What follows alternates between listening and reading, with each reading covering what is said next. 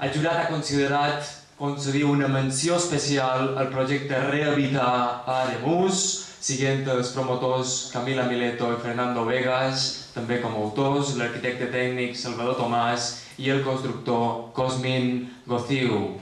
D'aquell projecte, el jurat valora la recerca i la recuperació de les tècniques constructives i els materials d'un habitatge de 1732 executat amb una estructura mixta de maçoneria de pedra, pilars, murs i paviments de guix, forjats tant de guix com de canyís i fusta, mitgeres de tàpia, etc.